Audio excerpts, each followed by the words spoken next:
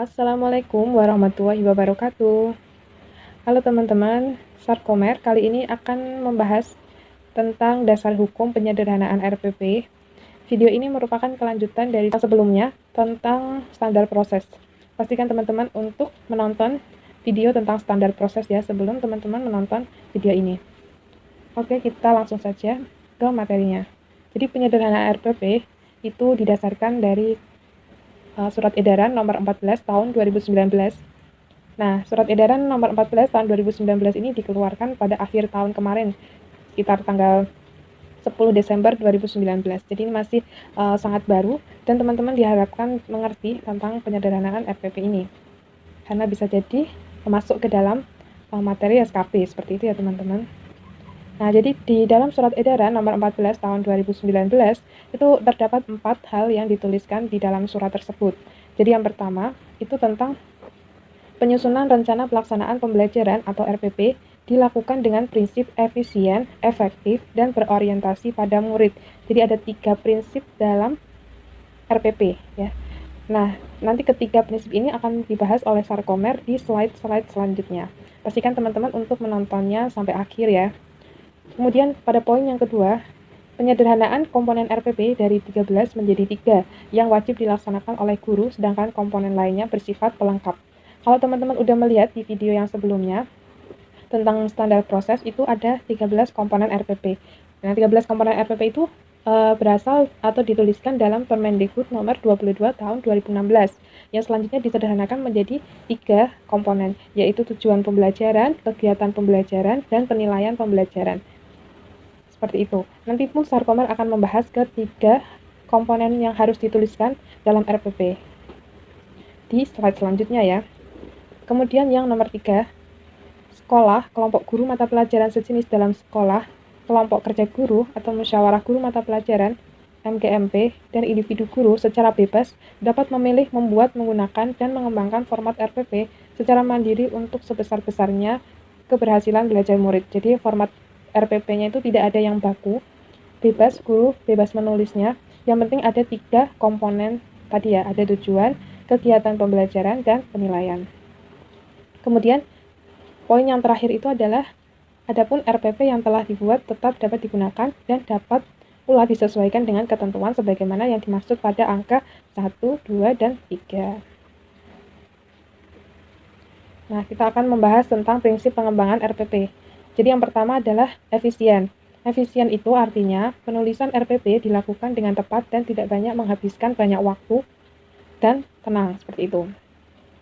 Nah, efisien itu diibaratkan dengan kalau kita menuliskan 13 komponen yang kemudian diringkas menjadi 3 komponen, jadi yang semula berlembar-lembar diringkas menjadi 1 lembar. Itu bisa dikatakan sebagai efisien. Kemudian efektif. Nah, efektif itu artinya penulisan RPP dilakukan untuk mencapai tujuan pembelajaran. Kemudian yang terakhir adalah orientasi peserta didik.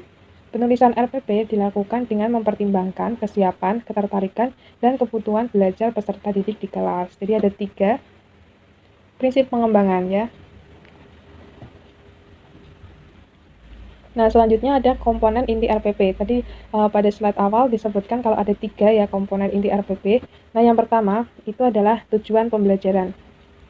Nah, yang dituliskan dalam tujuan pembelajaran itu apa aja, yaitu persiapan psikis dan fisik peserta didik. Jadi misalnya kalau dalam komponen yang RPP yang lama, itu misalnya adalah dengan memberikan salam, kemudian guru menyiapkan kondisi kelas agar siswanya siap belajar, kemudian memberikan semangat di awal atau memberikan motivasi sebelum memulai pembelajaran, itu bisa dikatakan sebagai persiapan psikis dan fisik peserta didik.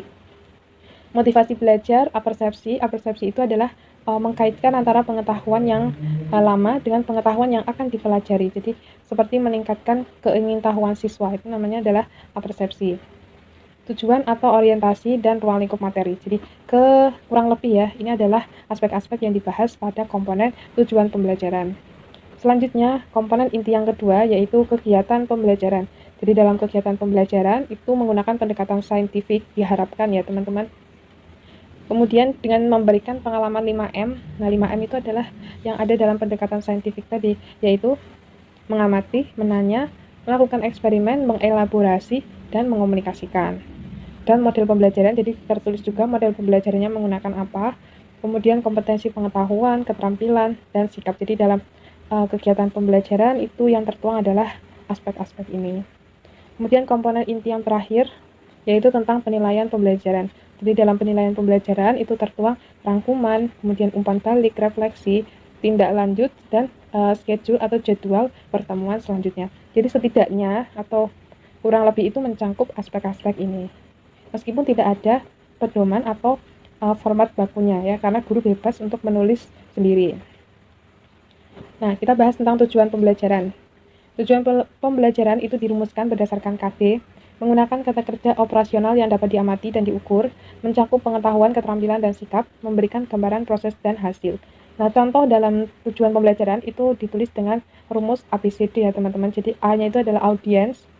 Misalnya kalau dalam contoh, siswa dapat menjelaskan perbedaan dari hidup virus melalui kegiatan mengamati video secara tertulis. Nah, yang menjadi audience itu adalah siswanya. Kemudian behavior itu adalah kegiatan apa yang dilakukan dalam pembelajaran itu. Nah, ini ditulis dalam tinta yang berwarna hijau. Itu menjelaskan perbedaan daur hidup virus. Condition itu adalah bagaimana proses pembelajaran itu bisa terjadi. Nah, itu ternyata melalui kegiatan mengamati video ya yang dicetak dengan warna biru ini. Secara tertulis itu menunjukkan degree-nya ya. Nah, ABCD ini harus ada dalam tujuan pembelajaran. Selanjutnya tentang kegiatan pembelajaran. Pembelajaran adalah proses interaksi antar peserta didik, antara peserta didik dengan pendidik, dan sumber belajar pada suatu lingkungan belajar. Strategi pengajaran adalah serangkaian tahapan dan aktivitas belajar yang baik dilakukan mandiri oleh siswa maupun dipandu oleh guru.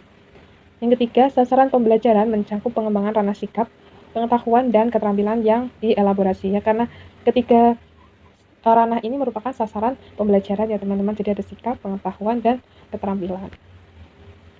Selanjutnya tentang penilaian hasil dan proses pembelajaran. Penilaian proses pembelajaran menggunakan pendekatan penilaian autentik yang menilai kesiapan siswa, proses, dan hasil belajar. Dan hasil penilaian autentik dapat digunakan oleh guru untuk merencanakan program perbaikan, pengayaan, atau pelayanan konseling. Nah, sekian.